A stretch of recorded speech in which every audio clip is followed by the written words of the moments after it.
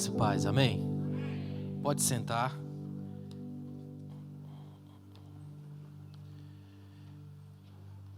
É sempre um prazer poder estar com vocês, para a gente pensar a palavra de Deus, a gente crescer e adorarmos a Deus juntos. E é uma honra mais uma vez estar aqui. Eu quero estender a minha gratidão a Deus por esse dia, ao pastor Oséias, aos amigos aqui desta igreja, e cada vez que a gente vem, a gente fortalece os laços, a gente aprofunda as amizades. Quero agradecer mais uma vez, pastor Oséias, como um amigo acima de tudo, né, pastor? Pastor Zé Roberto, que é meu amigo e irmão, Tiago e a Josi, que são meus parceiros, já tem um tempinho já, né, Josi? Já tem um tempinho já, então deixa para lá, né? A gente é parceiro e é um prazer estar com vocês mais uma vez. Meus irmãos, eu queria fazer uma coisa diferente com vocês aqui essa noite. Quero fazer um mergulho rápido, mas profundo, em águas bem mais profundas com vocês hoje. Eu acredito que, eu costumo fazer diferente quando o público é jovens e adolescentes. Tem uma coisa que eu não suporto, é tratar jovens e adolescentes como se eles fossem crianças na igreja. Eu acho uma imbecilização ridícula que se faz.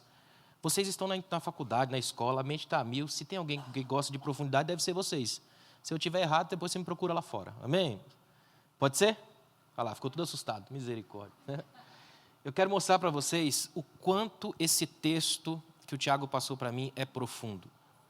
Para isso, a gente vai ler o texto e depois a gente vai mergulhar nos negócios aqui que eu tenho certeza que vão fazer muita diferença na sua vida e no modo como você enxerga esse texto daqui para frente. Abra sua Bíblia lá no final do Novo Testamento, terceira epístola de João. Só tem um capítulo, 15 versículos. Eu vou esperar todo mundo achar, porque eu vou ler de uma vez só, tudo, a carta. Só que é para isso que eu preciso que você ache, porque eu preciso trocar uma ideia com você antes de ler. Final do Novo Testamento, a terceira epístola do apóstolo João. O que a gente vai trabalhar aqui hoje é uma prosperidade. Isso é prosperidade, uma completude do ser próspero. Até porque prosperidade para Deus não é acúmulo, é distribuição. Por isso que Deus não dá prosperidade para qualquer um. Se Ele dá prosperidade para você, sabendo que você só vai guardar, Ele não te dá. Porque não é acúmulo, é distribuição. Amém, irmãos? Escutem uma coisa, olhem para mim aqui. Ó. Houve um tempo em que as pessoas escreviam cartas. Se eu perguntar aqui, vou perguntar, quantos de vocês que estão aqui dentro hoje, no último ano, um ano, recebeu uma carta pelo correio escrita a caneta? Ninguém, né? Houve um tempo que isso era normal. As pessoas escreviam cartas. Ó, você que é mais novo aí, ó, olha para o tio. As pessoas escreviam cartas. Elas faziam isso. E sabe qual era o motivo? Gostar de alguém.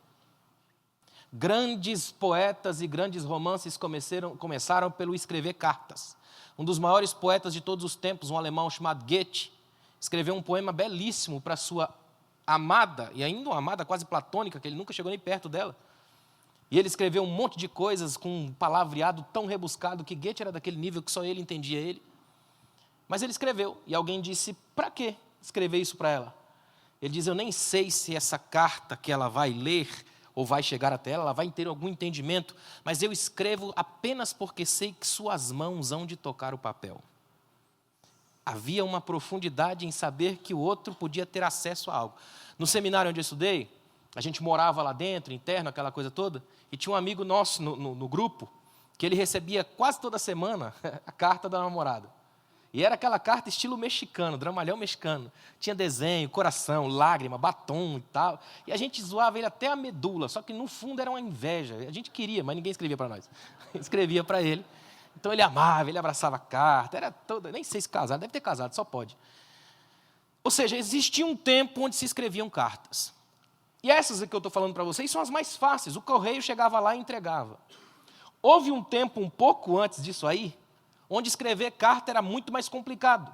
Achar papel já era complicado. Arrumar um jeito de escrever era mais complicado ainda. E ainda mais complicado era conseguir um corajoso para levar. Você escrevia carta, mas não sabia se ela chegaria. tinha que viajar de navio. Você tem um João, que está mais ou menos em Éfeso, pelo ano 85 até 95 mais ou menos, na região de Éfeso, atual Turquia, e ele pega provavelmente Demétrio, nessa carta que não tem, os historiadores não chegam à conclusão, deve ter sido ele, e envia uma carta para seu amigo Gaio, que ele amava tanto, que era um dos líderes desta igreja. Na verdade, João queria escrever uma carta para a igreja, só que lá no meio dessa igreja tinha um indivíduo chamado Diótrefes, que não gostava simplesmente de João. Imagina que vocês sejam uma igreja, o apóstolo João mora numa outra cidade aqui, e ele quer vir para ver a gente, para visitar a gente, para pregar na ceia amanhã, só que entre nós tem um dos líderes chamado Diótrefes, que simplesmente não deixa João vir aqui. Imagina. É um perfeito Diótrefes, não é? Agora, imagina por um momento que a situação é crítica, passam-se os tempos, João quer chegar na igreja, não sabe como fazer, o coração dele é pastoral, ele quer porque quer mexer com esses irmãos, ele precisa ter acesso a esses irmãos, e o único meio que ele faz isso, que ele encontra para fazer isso, é através de Demétrio, dizer assim, olha, eu quero que você vá, leve essa carta. Agora imagina, arrumou um trabalho imenso para achar papel, papiro, enrola aquela coisa, pergaminho, aquela coisa toda, escreve no grego, dá um trabalho imenso, enrola aquela carta, entrega para Demétrio e fala, olha, se vira, isso aqui tem que chegar nas mãos de Gaio. E aí lá vai ele com todo um deslocamento, tem que ir pelo meio do navio, sofrendo todo tipo de ameaça, não tinha os camarotes que tem hoje, o navio daquela época não era cruzeiro. Até que ele chega e entrega a carta. Eu queria que por um minuto você se colocasse agora no lugar do Gaio. Você é Gaio, presbítero da igreja, amado de João, que há muito tempo quer saber como ele está, quer receber alguma notícia dele. Nesse momento eu sou Demétrio, adoentado pela viagem, morto, cansado, arrebentado, mas imensamente feliz, porque eu consegui chegar, e eu estou aqui agora, com a carta de João para você. O presbítero ao amado Gaio, a quem amo por causa da verdade. Amado, desejo que sejas bem-sucedido em todas as coisas e que tenha saúde, assim como a tua alma vai bem. Pois alegrei-me muito quando os irmãos vieram e em teu favor testemunharam de como andas na verdade. Não tenho maior alegria do que essa, ouvir que os meus filhos andam na verdade. Amado, tu procedes com fidelidade em tudo que fazes para os irmãos, principalmente os que te são estranhos, os quais testemunharam do teu amor diante da igreja. Tu farás bem se os encaminhares na sua viagem de modo digno de Deus. Pois foi por causa do nome que saíram sem aceitar nada dos gentios. Portanto, devemos acolher os que foram como eles, para que sejamos cooperadores da verdade. Escrevi à igreja, mas Diótrefes, que gosta de ser o líder entre eles, não nos recebe. Por isso, se eu vos visitar, trarei à memória as coisas que ele faz, proferindo palavras insensatas e maldosas contra nós.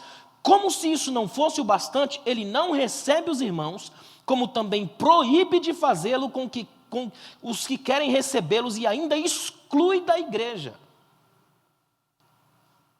Não dá para colocar uma palavrinha entre as convenção? Olha o 11. Amado, não imites o mal, mas sim o bem. Quem faz o bem é de Deus, mas quem faz o mal não viu a Deus. Mas quanto a Demétrio, todos dão testemunho dele, até a própria verdade. Nós também damos testemunho e sabes que o nosso testemunho é verdadeiro. Eu tinha muita coisa para te dizer, mas não quero fazer por tinta e pena. Espero, porém, ver-te em breve e falaremos face a face. Shalom, paz seja contigo. Os amigos te cumprimentam. Cumprimenta os amigos, um a um. Amém. Você conseguiu entender o que essa carta quer dizer? Não existe prosperidade maior do que ter um amigo. Essa expressão aqui, ó, eu quero te ver face a face. Eu tenho muita coisa para te falar, mas se eu ficar escrevendo, é chato. A tinta e a pena não me deixam ver você. Eu quero te ver face a face. Sabe o que João está fazendo? A mesma coisa que Deus fez com Moisés, lá em Êxodo. Quando falou assim, com Moisés, que é meu amigo, eu falo face a face. Irmãos, se você entender o que Deus tem para dizer essa noite, mudam todas as nossas relações aqui dentro.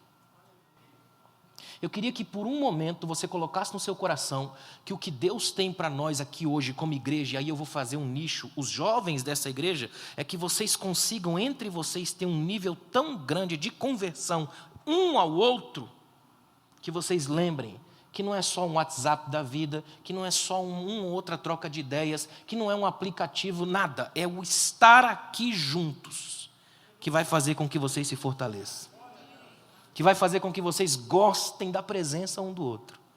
Talvez hoje o maior avivamento que a igreja necessita é um avivamento das presenças, de estarmos juntos porque gostamos de estar juntos, de estarmos aqui adorando a Deus porque gostamos disso, de estarmos aqui porque a gente sabe que um e o outro juntos formam um nível de comunicação entre nós e Deus infinitamente maior do que o que a gente pode imaginar. Eu gosto de olhar para essa epístola aqui, ó, ela é uma epístola tão curta, e mesmo assim é só 15 versículos aqui, na época nem era com versículos que era escrito, dá uma página e meia no máximo. E esse texto aqui, nessa epístola tão curta, João chama Gaio de amado 4 vezes. E o amor aqui, que ele usa, o termo grego, é uma variação do ágape, o amor excelso de Deus. Olha a profundidade que ele faz aqui, ó.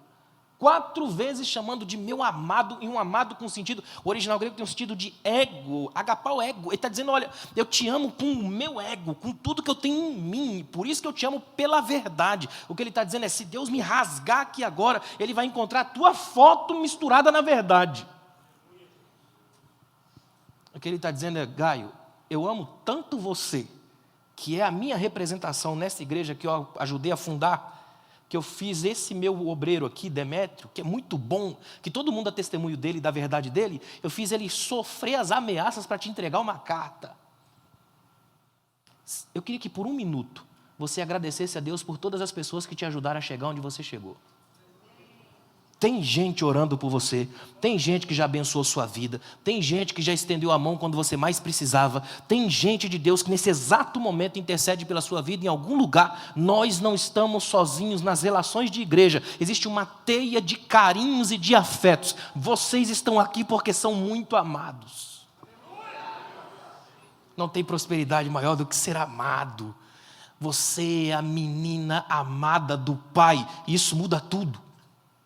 Isso muda tudo. Olha que interessante, João tem um desejo santo de que Gaio tenha uma completude próspera, espiritual, material, física. Por isso que o texto é tão tremendo. Olha o que esse texto faz, olha o que João faz. João manda essa carta para Gaio e ele escreve com essa sensação, eu sei que Demétrio vai chegar, e quando lê a carta, Gaio vai sentir o meu impacto, o meu amor. Aí ele para e diz essa frase assim, ó, eu espero, desejo, o original é desejo, eu desejo com todas as minhas forças que tudo na tua vida vá bem, assim como vai bem a tua alma. Só que esse aqui é o nosso problema. Aqui é que a gente se arrebenta no século 21. No século 21 nós somos a geração do anti-Gaio, nós somos o Gaio invertido. Hoje a gente vai muito bem, só que a nossa alma está uma miséria. Gaio pode estar com um problema atrás do outro, a gente não sabe como era a vida financeira dele, como eram as causas e as crises que ele passava, até porque tinha que suportar um diótrefes na igreja, mandando e desmandando, e ele está numa luta, só que a alma dele vai tão bem, que João é capaz de dizer, eu espero que todas as outras coisas se resolvam como a tua alma está resolvida. A gente vive o contrário hoje. Você chega para a pessoa está muito bem, trabalha muito bem, tem milhares de amigos, ela está detonando, comprou carro, trocou de casa, mas a alma está em frangalhos. Ela vive de TBT, altas viagens, mas a alma está em frangalhos. Ela tem o melhor colchão, mas não dorme, porque tem insônia. Ela tem as melhores comidas, mas não come, morre de fome. Ela tem tudo, mas não é nada, porque a alma está em frangalhos. Aí Deus hoje diz para nós ao contrário. Aqui eu quero que vocês estejam resolvidos por dentro. A alma esteja sarada, a vida esteja em paz. Respirem na dimensão do Espírito Santo, na mesma lógica de Deus, nas cadências do Espírito, no equilíbrio da graça. Se isso aqui dentro tiver bom, lá fora vai ser resultado. Consequências do processo. É isso que é prosperidade para Deus. Você poder estar em paz com a própria mente. Está em paz com a própria alma. Isso faz uma diferença tão grande, irmãos. Quer ver uma coisa que é interessante? Eu fiz algumas anotações aqui para trazer para vocês.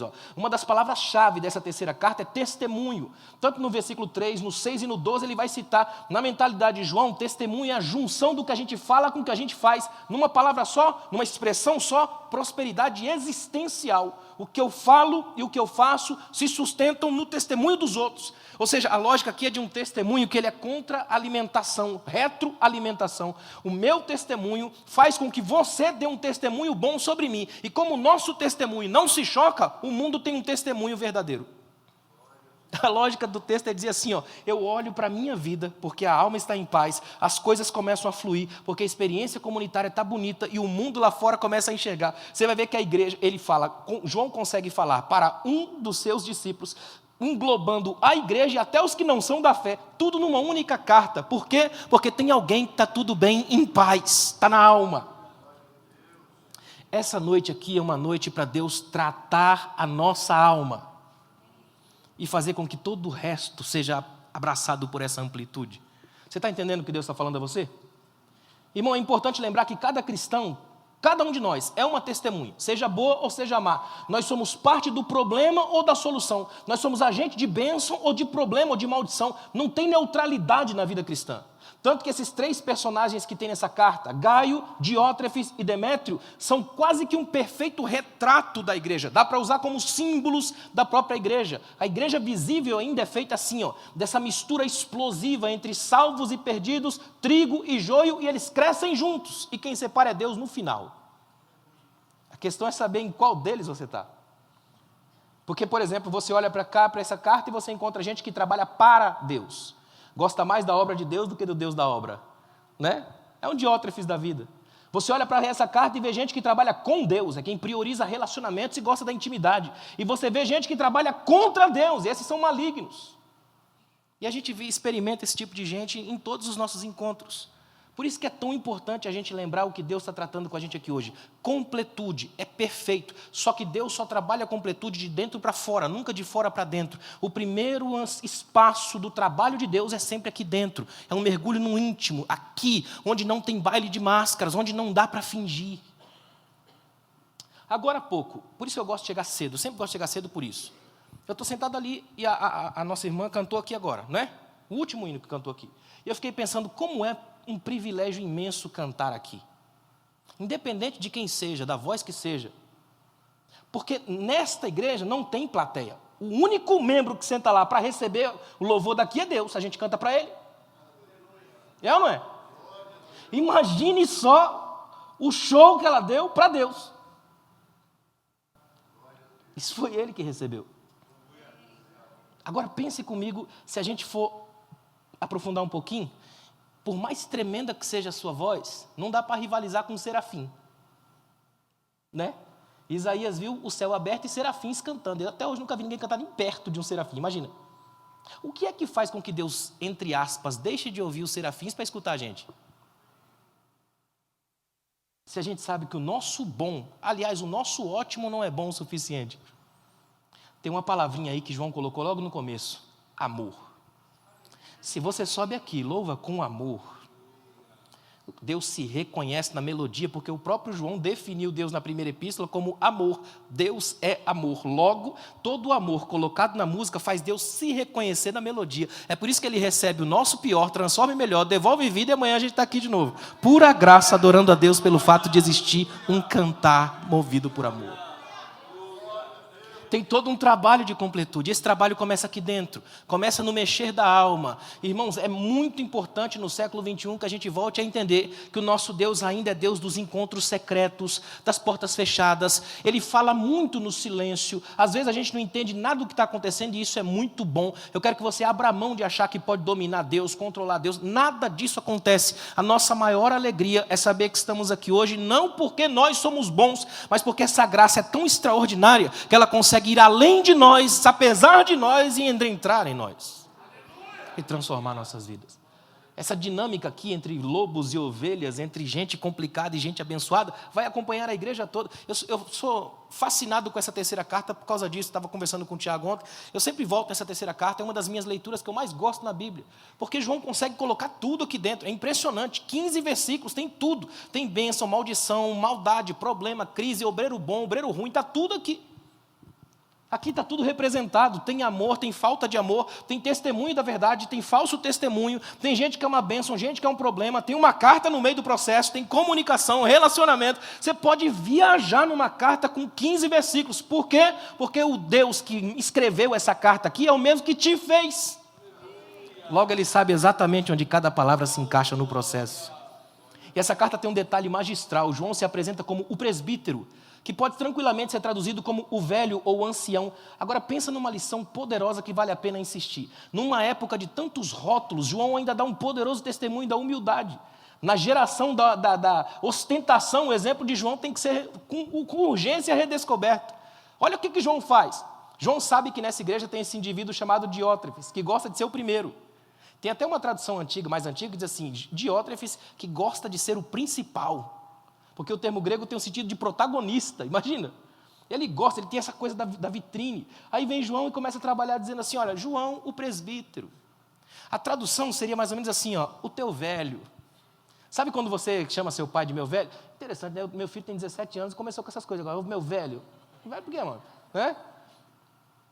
Mas olha que coisa incrível. É mais ou menos esse sentido. João está dizendo assim, ó, eu poderia colocar um monte de coisa, eu poderia fazer um cartão João, aquele que andava com Jesus, aquele que tinha todas as histórias com Jesus, aquele que esteve na transfiguração. Já parou para pensar nisso?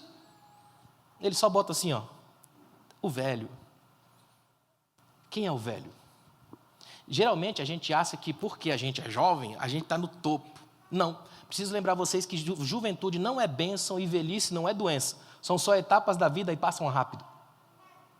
Sabe quem é o velho? É quem vai andando pela estrada do tempo e sobe na montanha dos dias. Chega lá em cima, é frio. Por isso que a neve do tempo abençoa o cabelo e fica branco. Aí o sol bate, ilumina, o jovem que vem embaixo acha o caminho. Depois diz que achou sozinho. Os poetas antigos dizem que para você ser jovem não exige talento. Poucos anos e você chega lá. A cara lisa de um jovem é uma foto sem nenhum tipo de curva. Não conta uma história. No máximo, frases e reticências. É por isso que eles pintam tanto. Não dá. Já a dos velhos, cada marca daquela tem uma história para contar. Porque ser velho exige talento. O supremo talento da sobrevivência. É driblar os dias, os ais, as quedas, os caos e voltar lá no começo e insistir em viver. Não é velho quem só chegou porque pode. É velho quem chegou porque não desistiu de andar. João é esse. E ele manda para esse seu amado Gaio, ó, meu amado, eu estou aqui ainda, eu estou na luta ainda. Aí sabe como é que Gaio recebe isso? Se João ainda está de pé, vale a pena permanecer. O amor ainda sustenta, o amor ainda alimenta, o amor ainda fortalece, porque a minha prosperidade é completa, é plena. A minha alma vai bem, a alma do meu líder vai bem, nosso relacionamento vai bem, isso nos fortalece. Tem alguém complicado dentro da igreja aqui, mas esse não é capaz de vencer a nossa prosperidade, porque nós estamos juntos em outro processo, é muito maior. Deu para entender até aqui? Eu queria mostrar para vocês alguns princípios para a gente ter essa prosperidade. Da próxima vez que você pegar a palavra prosperidade, quando chegar no idade, bota um parênteses assim, é filosofia. A prosperidade, ou a mentalidade de um próspero. Primeiro princípio que eu queria que você pensasse, guarde isso aqui, ó, relacionamentos saudáveis. Ou seja, minha prosperidade não ameaça ninguém. Escuta o que eu vou dizer a você. Se você prospera para ameaçar alguém, não pode ser de Deus. A prosperidade que vem de Deus é para facilitar trajetórias, não para impedir as pessoas. Um próspero de Deus não constrói muro, constrói pontes. Um próspero de Deus não atrapalha a vida de ninguém. Um próspero de Deus não gera um conflito de vaidades. Um próspero de Deus não entra de cabeça erguida o tempo todo nos lugares e com o nariz empinado. Jamais, porque um próspero de Deus se entende como ovelha, não como pavão. É bem diferente. Deu para entender? Olha o que diz no versículo 5. Ó. Amado, tu procedes com fidelidade em tudo que fazes para os irmãos, principalmente os que te são estranhos. Olha a frase. Interessante que pouco se sabe sobre Gaio, mas o que se sabe sobre ele já é o bastante. Era alguém de quem a própria verdade dava testemunho. Ele era alguém em quem o amor habitava. Isso diz muito sobre alguém. Escute isso daqui, ó. A grande prosperidade da sua vida é chegar lá no futuro, alguém ler teu nome e dizer, isso aqui era alguém que soube amar. Uma vez perguntaram para Mário de Andrade, qual é o grande sentido da palavra morrer? E ele respondeu assim, morrer é lerem teu nome no futuro e perguntarem quem foi. É perder completamente a memória. É simplesmente ser um aborto existencial. Passou pela vida, mas não viveu. Aqui vai uma lição de casa para os jovens que estão aqui essa noite. Quer fazer um exercício tremendo de espiritualidade? Pelo menos uma vez no mês, visita um cemitério. Vai te ajudar bastante. Primeiro para você lembrar que vai para lá um dia. Já é muita coisa. Segundo, para sair com as próprias pernas. É libertador. Um dia vão te levar. No dia que te levarem, você não sai mais. Por enquanto, você pode ir e sair. É muito bom. É você lembrar que existe finitude, limite. A gente está numa era muito perigosa, que é uma era que a gente acha que não tem limites para nós. A lógica é que a gente pode fazer o que quiser, a gente está num outro tempo, a gente consegue, a gente pode. Só que a gente nem percebeu que estamos numa era, como humanos, que é a primeira vez na história da humanidade em que o humano não consegue acompanhar o ritmo da mudança. O ritmo das mudanças está mais forte do que a gente, mais rápido do que a gente. E a gente não percebeu ainda, mesmo nas igrejas. É fundamental que a gente acorde que o século XXI não é mais o século das nossas mudanças. Ele impõe sobre nós uma série de mudanças. Byung-Chul Han, um filósofo coreano radicado em Harvard, diz que o que existe hoje no mundo é um enxame digital. Imagina, está todo mundo numa loucura, todo mundo precisa o mais rápido possível. É todo mundo viciado em si, na própria imagem. Nós estamos elevando o narcisismo à enésima potência. Somos viciados na reprodução da imagem. Nos apaixonamos pela própria imagem. Aí vem Deus, arranca essas imagens e coloca só uma, amor. O que esse texto faz é quebrar um padrão. O mundo tem que olhar para nós e não enxergar a nossa imagem, mas enxergar amor. Se o mundo enxergar amor, o que ele vai ver é Cristo em nós, e Cristo em nós é a esperança da glória. Olha o que Paulo faz. Paulo chega em 1 Coríntios 11 e fala para os irmãos assim, sede meus imitadores. Aí o pessoal fala assim, isso aí é Paulo, né? Paulo pode falar isso. Muito pelo contrário. Porque lá na frente Paulo vai falar, dos pecadores eu sou o principal. E aí, quer imitar o principal pecador? O que Paulo está dizendo é maravilhoso. No original grego ele diz mimetai-mu. Mimetai é a palavra, a raiz da palavra mímica e mimetismo.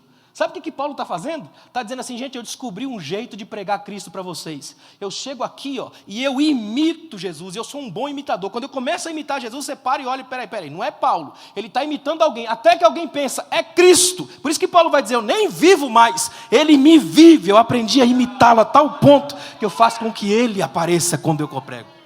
Eu desapareço, ele aparece. Você já viu quando alguém começa a imitar, e quanto melhor o imitador, mais a gente ri? A gente ri por quê? Porque a gente tem uma certeza. Primeiro, se você é bem resolvido emocionalmente, você não tem pirações malucas, você vai saber que por melhor que seja o imitador, ele não é original. É ou não é? E é aí que é interessante.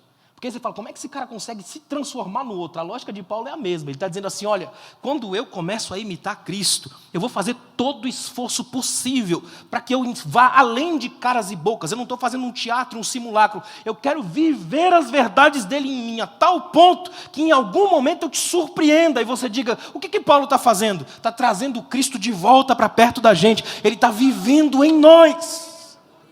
A melhor forma de imitar Jesus é amando. Interessante que às vezes os irmãos perguntam para mim, pastor, eu preciso de unção, eu quero ser cheio de unção. E não faz nem ideia do que unção é. Quer ver um raciocínio lógico e rápido? Eu pergunto a vocês são inteligentes, respondam para mim.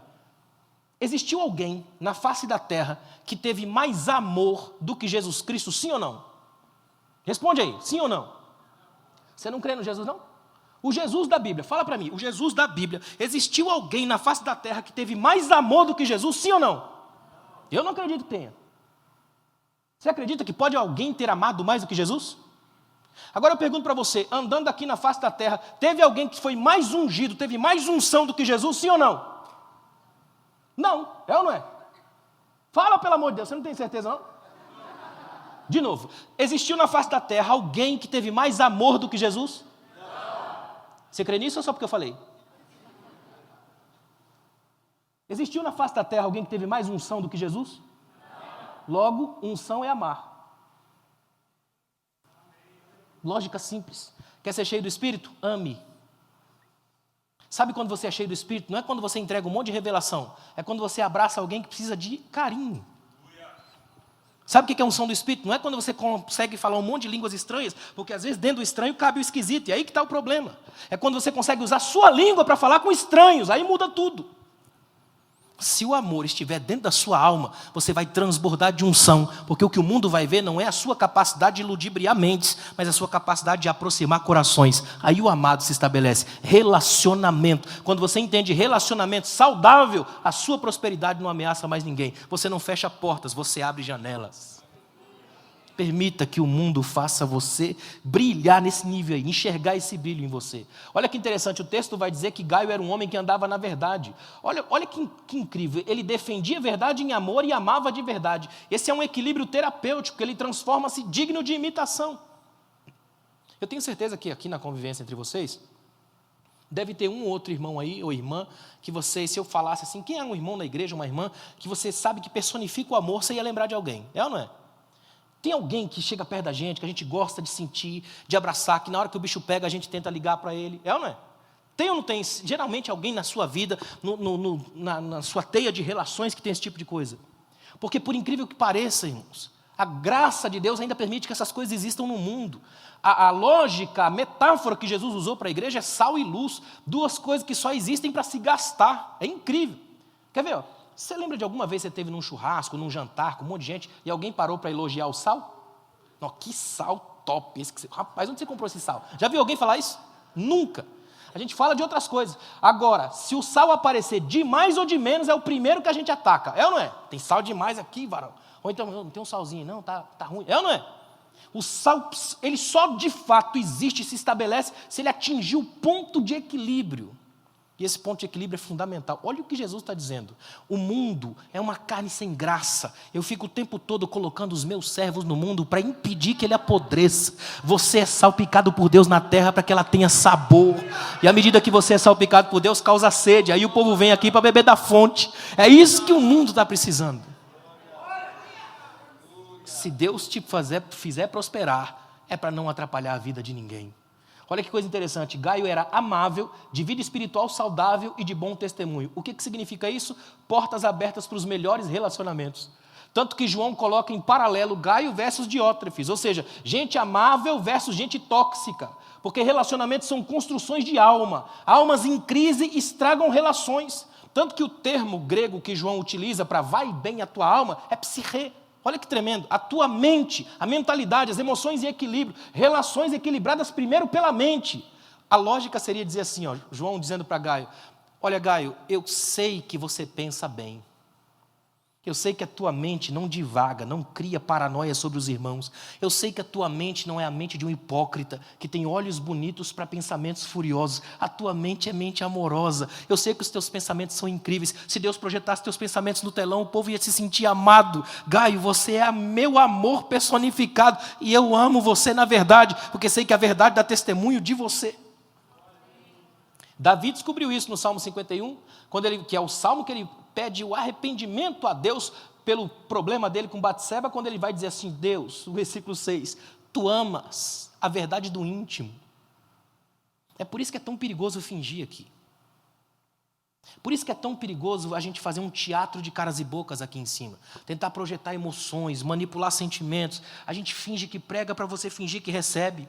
Sabe quando a gente faz aquele momento fingimento geral na igreja? Vire para o seu irmão e diga para ele que você o ama. Aí você finge que fala, ele finge que ouviu, os dois olham para mim e fingem que obedeceram. É um fingimento generalizado, porque eu também finjo que você falou, né? Fica todo mundo com um sorrisinho amarelo, esperando uma resposta pálida de todo mundo, numa insinuação ridícula que não vai a lugar algum. E a gente pensa assim, não, mas nas melhores das intenções a gente quer mover com os irmãos, não precisa. Eu tenho um aluno lá em São Paulo, foi meu aluno de teologia há um bom tempo, e ele um dia falou para mim assim, o pastor chamou ele e falou, na quarta-feira, domingo, na quarta-feira o pastor chamou ele e falou, domingo você vai dirigir o louvor aí. Aí ele me ligou, assim, ele é todo, parafatoso, aquela coisa. Ele falou, professor, eu estou com um problema grave. Eu falei, meu Deus, o que foi, né? Pensei que morreu alguém. O pastor me chamou, falou que domingo eu vou dirigir o louvor. Aí eu fiquei pensando, como é que eu vou fazer com a igreja? Como é que eu vou levar a igreja em adoração? Eu quero levar a igreja em adoração. Ele assim, tudo. Aí quando ele deu uma pausa, eu falei, deixa ela aí, não leva para lugar nenhum. Ela não é sua noiva, ela é noiva do Cordeiro. Só adora e vê se ela consegue te seguir. O nome disso é liderança. Liderança não é dar ordens, é ser seguido. é influência. É como dizia John Wesley, quando alguém perguntava, por que é que você vai lá ouvir ele pregar? Não faço ideia, eu sei que ele taca fogo em si mesmo e eu quero ver queimar. É você conseguir subir aqui, olhar para essa tela aqui, ou para esse povo aqui, e não ver ninguém, só Cristo. E aí você cantar para Ele, você adorar para Ele, você louvar para Ele, você amar a Ele, você se gastar para Ele, porque quem estiver perto de você não consegue suportar isso. Essa coisa começa a fluir e todo mundo começa a adorar. Se você acha que não, vai em Isaías capítulo 6. Os serafins não estão cantando para Deus. Santo, santo, santo és tu, Senhor dos exércitos. Estão cantando uns aos outros. Santo, santo, santo é o Senhor dos exércitos. Um cantando para o outro. É por isso que Jesus, citando esse texto em João 4, vai dizer que o Pai procura os verdadeiros adoradores, não a verdadeira adoração. A adoração verdadeira ele já tem, ele procura adorador. Se ele te achar querendo ser um adorador, ele pega um pouco da adoração que ele tem e te dá. E você, em gratidão, porque recebeu dele, devolve. Dele, por ele, para ele. São todas as coisas. O fluxo acontece assim, ó. É aí que a gente cresce. A gente precisa crescer nesse nível. Relacionamentos são curas da alma. Se Deus te fez prosperar, se Deus te faz prosperar ou te fará prosperar, é sempre para ajudar alguém. Amém até aqui? Segundo princípio, olha que interessante, valorização das pessoas. A minha prosperidade não machuca ninguém. Dá uma olhada nos versículos 6 e 7. Ó. Os quais testemunharam do teu amor diante da igreja. Gente estranha. Tu farás bem se os encaminhares na viagem de modo digno de Deus, pois foi por causa do nome que saíram sem aceitar nada dos gentios. Um povo que estava sendo oprimido, um povo que estava sofrendo, sai à torta e à direita, e Demétrio recebe esse povo, Gaio recebe esse povo e cuida deles. Aqui tem outra coisa brilhante nessa carta, hospitalidade, que é um dos pilares da cultura judaica. É João dizendo, vocês sabem receber bem. Isso é maravilhoso, irmãos, receber bem. A minha vida é, como diz aquele hino lá, minha vida é viajar por esse país. Né? Tem lugares que é uma bênção, tem lugares que a gente chega e dá vontade de voltar, a gente cria laços, vínculos. Tem lugares que a gente ora para o Espírito Santo fazer esquecer. Ele faz lembrar, mas também faz esquecer. Né? A hospitalidade é fundamental. Você sabia que grande parte do impacto que você causa numa alma está na entrada? Ali na porta. O jeito como se recebe alguém. Sorrisos rompem barreiras. Elegância, o trato com as pessoas. Isso faz parte do amor, porque o amor que é só de discurso, ele pode ser bonito, mas se ele não descamba para a prática, ele mata. Pouca coisa mais sufocante de um amor que é só de palavras, um amor que é todo idealizado, mas que não tem carne e vida no chão da história, não se concretiza, não mexe com gente. Sabe como é que se concretiza o amor? Na mesa, na troca de ideias. É quando a gente anda junto e resolve comer juntos. E aí vai para a mesa, e aí se estabelece toda uma relação. Olha que coisa incrível. Você já parou para pensar que você, como seguidor de Jesus, é seguidor de alguém que ganhou um apelido muito estranho na época dele? O apelido de Jesus na época dele é amigo de pecadores, comilão e beberrão. Jesus era demais. Eu gostaria de ter andado com esse Jesus. Irmãos, eu vou confessar para vocês, eu sou fascinado pelo Jesus do Novo Testamento, o segredo mais bem guardado das igrejas. O Jesus do Novo Testamento tem nada a ver com o Jesus de muitas igrejas. O Jesus de algumas igrejas é um cara insuportável, chato, mimado, ridículo. O Jesus do Novo Testamento é liberdade pura. O Jesus do Novo Testamento é o único Deus da história que resolveu sair andando. E andou tanto que andou em cima das águas. Ele é um Deus capaz de conversar com as pessoas, ele dorme no barco, ele para de pregar para segurar a criança no colo. Ele é um Deus capaz de simplesmente chegar para as pessoas na hora da transfiguração, transfigura, vai para além da própria figura. Ele amplia o estado existencial, junta a história e faz isso na frente de 3 pessoas só. Ele poderia transformar a ressurreição no mais alto grau de marketing da história. Ele poderia marcar um dia e o horário, dizer, olha, domingo de manhã eu quero todo mundo da Folha da Palestina aqui. Todos os repórteres, cinegrafista amador, blogueiro, influencer, todo mundo vem para cá. Fiquem aqui porque vocês vão ver, essa pedra vai ser rolada, eu vou sair, eu vou calar a boca de todo mundo. Sabe o que Jesus faz? Aparece na madrugada, discretamente, e ainda dá o testemunho maior para mulheres que ninguém ouvia na época, porque os homens estão fechados no canto. Ele vai simplesmente, ó, o que está acontecendo aí, pelo amor de Deus? Misericórdia, irmão. Felipe, é você, né? Misericórdia. Agora imagina por um momento isso aqui, ó. O que Jesus faz? Ao invés de transformar a ressurreição num milagre de marketing genial do mundo todo e assombrar o mundo, só que ia durar pouco, porque esse é o problema do marketing. O marketing é criação de velocidade. O marketing tem a ver com a velocidade com que você rola a timeline. Você simplesmente vê um negócio aqui e diz, nossa, o sofrimento, olha, o cara morreu. De repente, meu time ganhou. Jesus não faz isso.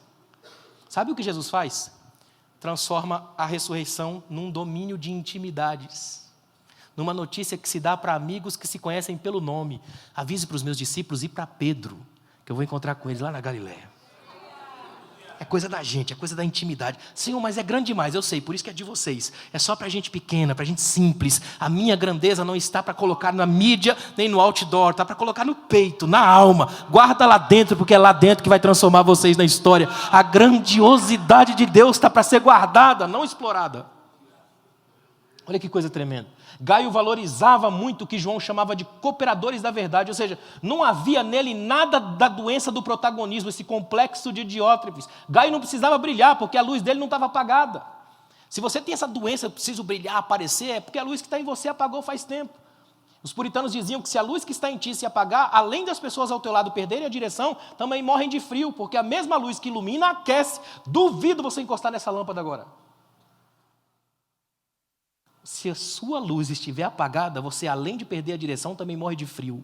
É por isso que o Espírito de Deus está aqui hoje, acendendo lâmpadas da alma, para a gente poder sentir mais uma vez que a direção e o aquecimento do Espírito ainda estão agindo em nós. Você só se relaciona bem com as pessoas quando você valoriza elas. Interessante que Gaio aparece pouco nas Escrituras, mas aparece tendo um testemunho de todos, inclusive dos não crentes. A vida dele testificava do ministério. E aqui eu vou ter que fazer uma pausa terrível. Olha para mim aqui, ó. Infelizmente, se tem uma área em que a gente está sofrendo muito hoje, é por causa exatamente por esse contexto que a gente está vivendo, de tanta tecnologia, de tanta gente, de tanta presença virtual sem presença real, a gente está tendo um problema seríssimo de ajuntamento, de relacionamento. A gente tem cada vez mais ausências. Cada vez mais a pessoa diz, eu encontrei fulano. Não é eu estive com ele. Muda muito a ideia. Eu estava lendo esses dias um filósofo que escreveu assim, ó, nós hoje estamos cada vez mais desencarnados. Olha o que ele disse, desencarnados. Trocar olhares no elevador incomoda. Me manda um zap. E cada vez mais difícil. Hoje uma prova de amor é você dizer para o outro, eu não acelero os teus áudios. Olha que incrível. Nós estamos nesse nível. Agora, pensa por um momento. E esse filósofo cristão, ele chega e diz assim, ó, estranhamente nós desencarnamos, não chegamos perto das pessoas, não abraçamos mais, não cumprimentamos mais, estamos distantes. Aí ele para e diz essa frase, estranhamente estamos nos tornando diabos, porque só o diabo é desencarnado, porque Cristo é Deus em carne, andando com a gente, abraçando a gente e convidando a gente para viver na carne dele e com ele. Logo é impossível ser cristão sem essa aproximação, sem esse abraço, sem essa graça, sem estar perto do outro. Estar perto do irmão, gostar de estar com o irmão, ser abençoado pela presença do outro. Você sabe valorizar as pessoas? Você é uma pessoa amável? Terceiro, olha que tremendo, lucidez espiritual. A nossa prosperidade tem que ter base na mente e no coração. Olha o versículo 9, olha que tremendo. Escrevi à igreja, só que Diótrefes, que gosta de ser o protagonista entre eles, não nos recebe. Olha o que João está dizendo, gente, eu queria tanto falar com vocês, mas tem entre vocês alguém com a mente pequena demais. Ele não é lúcido o suficiente, então ele quer dar um jeito de afastar vocês de mim. Interessante que Gaio era emocionalmente saudável, porque ele sabia qual era o combate da verdade, não lutava as guerras erradas. Já Diótrefes é o exato oposto de Gaio. Enquanto Gaio luta pelos irmãos e colabora com a obra, Diótrefes lutava pelos próprios interesses, o cargo em primeiro lugar, a popularidade em primeiro lugar, a vontade de ser alguém, de estar acima do outro. Irmão, deixa eu falar uma coisa para você que é terrível. Na maioria das vezes, nós nos apaixonamos por uma persona, daí vem personagem, por uma imagem nossa. Por isso que os filósofos antigos diziam que em nós há 3 pessoas. Aquela que a gente acha que é e fala para todo mundo, é uma. A segunda é aquela que a gente sabe lá dentro que não tem nada a ver com aquela de fora. E aí é um combate imenso. A terceira é aquela que Deus sabe que a gente é, que não tem nada a ver com as outras duas. É um conflito imenso. Platão dizia que a alma humana é semelhante a alguém lidando com 2 cavalos ao mesmo tempo. Um é de raça, puro sangue, o outro é um pangaré. O problema é que está indo cada um para uma direção e você no meio segurando as rédeas. Na Índia tem um hospital com 4 frases. A primeira frase, nesse hospital teve um homem mordido por um escorpião, picado por um escorpião. Recebeu tratamento, está em casa. Segunda frase, nesse hospital um homem foi picado por uma serpente venenosa. Recebeu tratamento, está em casa. Terceira frase, nesse hospital um homem mordido por um cachorro louco. Recebeu tratamento, está em casa. Última frase, nesse hospital há um homem que foi mordido por outro homem. 2 pontos, está inconsciente, em breve morrerá. Os venenos do homem são piores do que o veneno de qualquer animal. Só quem já passou pela língua sabe o que eu estou dizendo. E eu não vou fazer como alguns pregadores. Aqui não tem. Tem. Se não tivesse, Deus não falava, não joga dados com o universo, nem brinca com a gente. Aqui hoje há vítimas da língua. Gente que já foi vítima da narrativa do caos, do ódio, do teatro da morte. E Deus te trouxe aqui hoje para lembrar a você que Ele sabe que você não tem nada a ver com os desenhos furiosos do mal. Você é uma obra feita pelas mãos do Pai. E Ele sabe exatamente quem você é. Você não tem nada a ver com o que pintaram sobre você. Interessante que Diótrefes na carta é apresentado com um dado muito perigoso. Ó. Ele era alguém sedento por protagonismo. Interessante que o termo grego, que é filoprodeuon, é amante do primeiro lugar, o protagonismo. Ou seja, ele é alguém que é um cara além do seu tempo. Ele é alguém que entendeu que existem lógicas de liderança. Diótrefes é o cara além do seu tempo, e isso nem sempre é bom. Ele é alguém que está pensando assim, bom, já fiz uma leitura aqui, eu sei que João é um cara interessante, importante, só que o problema é que eu já percebi que ele gosta mais de Gaio do que de mim, então vou ter que dar um jeito de tirar esse Gaio do lugar. Só que João é movido pela verdade e pela verdade do amor, enquanto Diótrefes é movido pelo interesse. Sempre que o interesse vier primeiro do que o amor, você está fadado ao fracasso. Agora escute isso daqui, ó. Sem lucidez espiritual, o eu aparece mais do que o nós. Sem lucidez espiritual, Diótrefes em mim cresce e sufoca o gaio da minha alma. Sem lucidez espiritual, a igreja sofre, porque os Diótrefes impedem a igreja de ter acesso ao amor de João. Sem lucidez espiritual, a gente passa a ser governado pela língua e se distancia da verdade. Se não tem lucidez espiritual, a gente entra numa espécie de emburrecimento crônico da fé. É aqui que a igreja vira uma guerrinha territorial de religião, grupinhos e classes, meu grupo contra o seu grupo, minha história contra a sua história, meu jeito contra o seu jeito, eu oro mais do que você, eu tenho mais gente perto de mim, e a gente começa a criar uma série de narrativas emburrecedoras da fé. Deus nos trouxe aqui hoje para lembrar que a gente que fé também é inteligência. Você não precisa cometer suicídio intelectual para ser crente. É possível ser crente, inteligente, até genial. Seja isso para a glória de Deus, desde que tudo isso seja para servir aos outros. Sirva os irmãos. E para fechar, um testemunho digno da verdade. Olha o versículo 12. Quanto a Demétrio, todos dão testemunho dele. Eu acho essa frase brilhante. Até a própria verdade. Olha essa frase. Olha o que João está escrevendo. Quanto a Demétrio, todo mundo testemunha dele, mas a verdade em si, que para João é a completude do evangelho, dá testemunho dele. Irmãos, você consegue entender que isso aqui é uma inversão bíblica? Geralmente a gente é chamado para testemunhar da verdade. Aqui a verdade parou para testemunhar de alguém. Que homem é Demétrio? E ninguém sabe que ele existe. Ou você já viu algum pregador pregar sobre Demétrio? Complicado, né? Talvez seja porque a gente gosta mais da mentira do que da verdade. É mais fácil. Escute uma coisa aqui, ó. Demétrio surge no texto de João logo após a experiência ruim de Diótrefes. Ele é um descanso da loucura. Demétrio é o cara que suja a imagem da igreja. Demétrio não, Diótrefes é o cara que suja a imagem da igreja.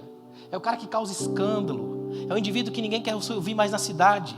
É aquele que você fica um bom tempo pensando, meu Deus, como é que pode acontecer isso com esse cara? Como é que esse cara consegue ser tão mal? Como é que ele consegue ser tão ruim? Será que ele não pensou no que ia produzir na gente? É Diótrefes. Só que assim que termina o testemunho ruim de Diótrefes, Demétrio aparece como alguém que a própria verdade é testemunho. Sabe o que João está dizendo, irmãos? A igreja é um lugar onde até o que é ruim vai aparecer e deixar marcas. Mas isso não vai ser o fim da história. Deus levanta Demétrios na igreja. Gente para testemunhar da verdade e a verdade deles, para sarar as feridas que os Diótrefes produziram.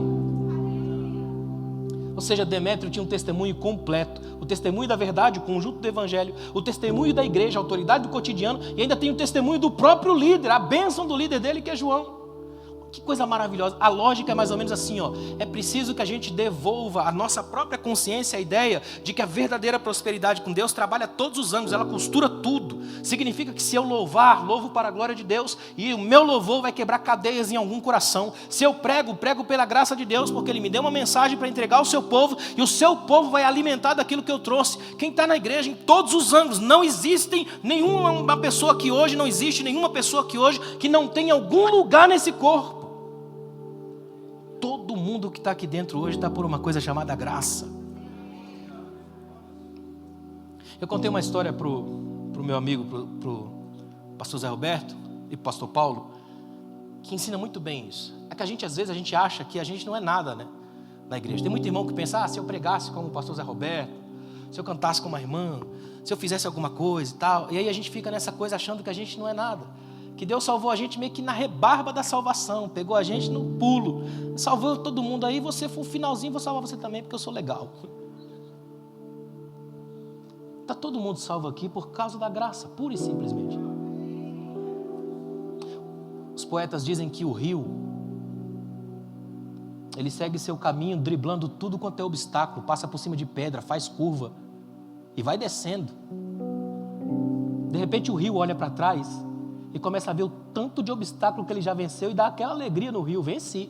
Só que ele olha para frente e enxerga o mar, a imensidão do oceano. E aí dá um medo nesse rio, porque ele pensa, cair no mar é me perder para sempre. Para que correr? Valeu a pena? Ter lutado tanto, contornado tantos desafios, passado por pedras e morros, para cair no mar e sumir. E de repente, ele entende o pior de tudo. É impossível voltar.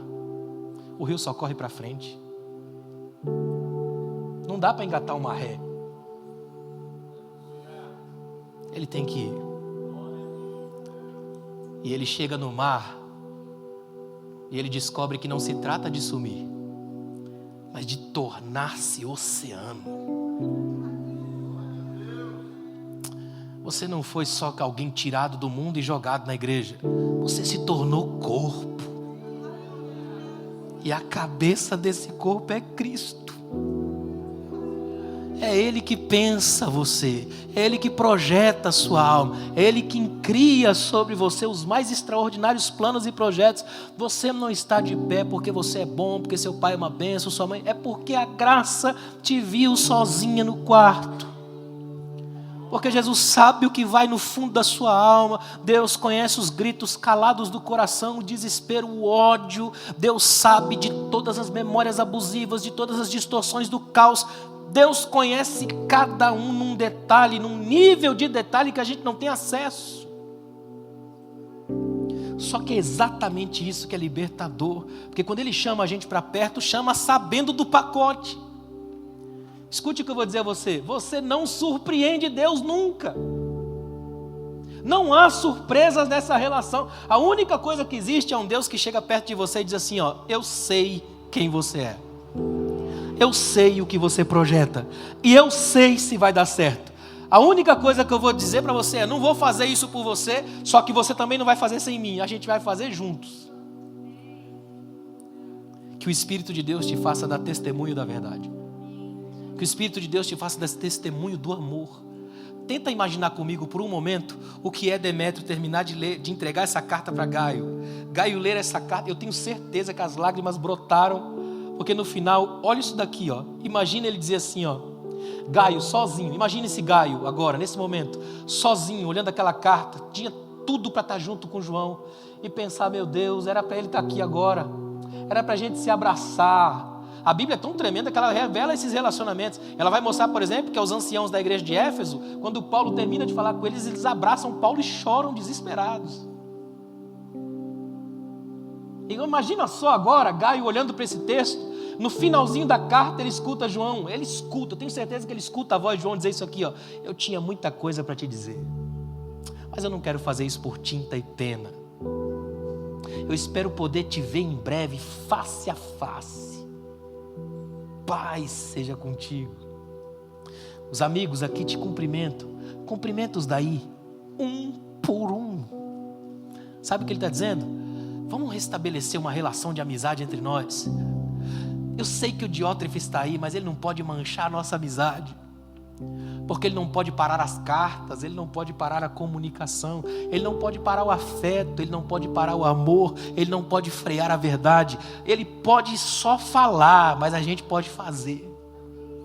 Então eu escrevo, você recebe, a gente se ama à distância, mas o nosso amor permanece fiel.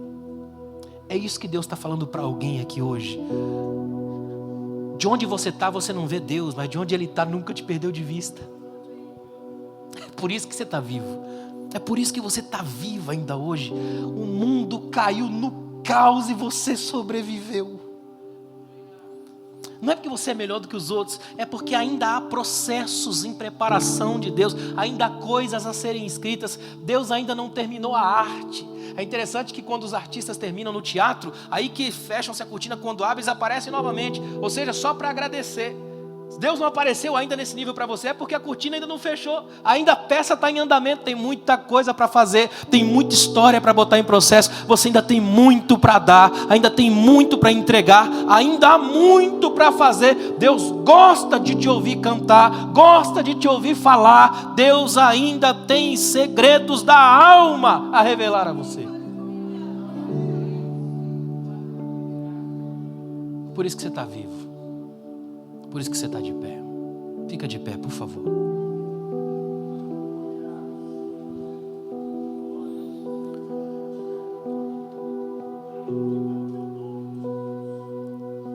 Obrigado, Pai. Obrigado por essa noite, Deus. Quero te agradecer por cada amado teu aqui. Cada amada. Faz essa menina entender, Senhor, que ela é tua amada. Faz o coração dela arder, sabendo que é tua amada. E que o teu nível de amor, nós não conseguimos sequer captar, quanto mais explicar. Faz esse jovem entender aqui hoje, Senhor, que ele é muito amado.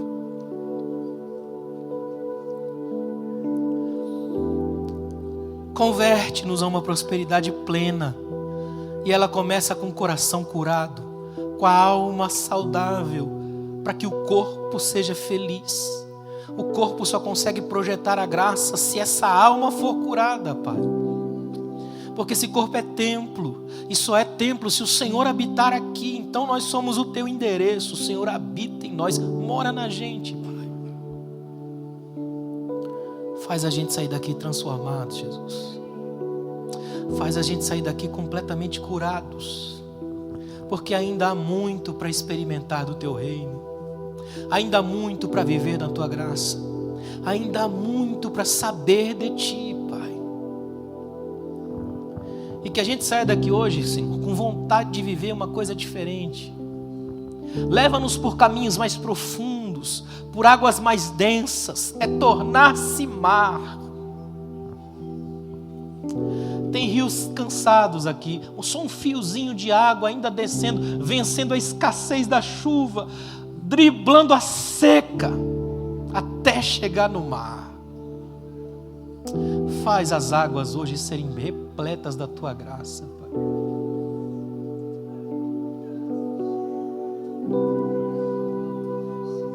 Obrigado, Pai.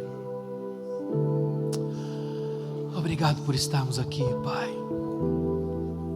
Obrigado por esse silêncio tão abençoador, Pai, que é símbolo da tua graça, dos sussurros da tua graça. Que cada lágrima dessa, Pai, seja rio efusivo da glória saindo da nossa alma. Faz a gente crescer, Senhor, mas sem deixar de ser as crianças do reino. Ah, Espírito de Deus. Obrigado por esse dia, Pai. Obrigado.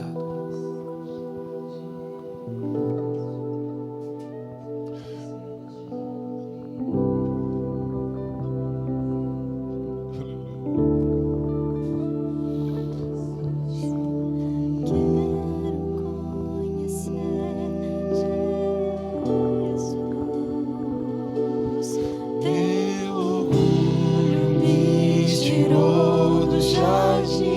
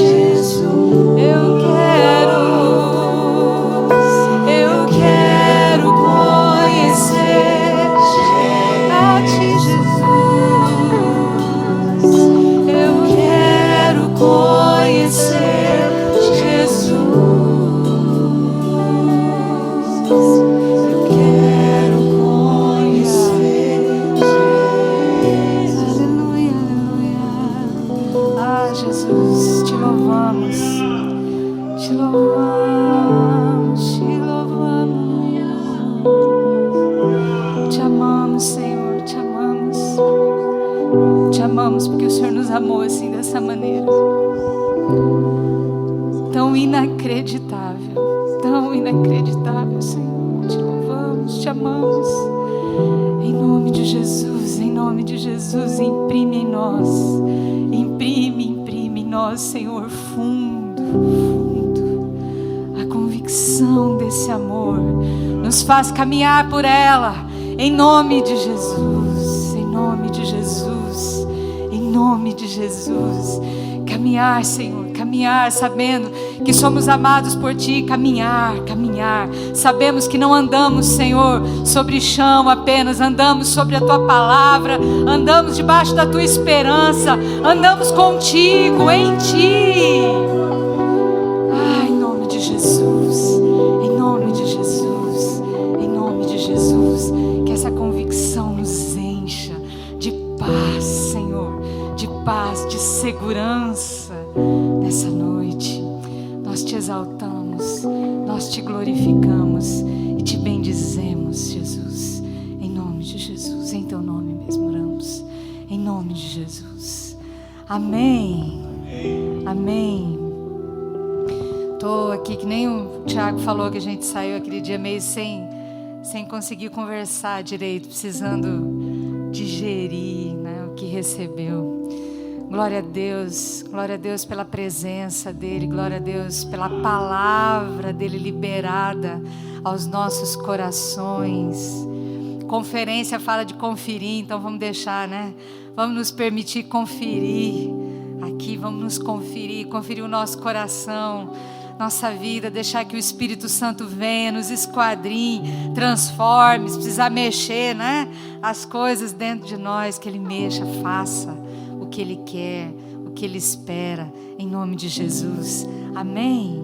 Amém. Você pode se assentar.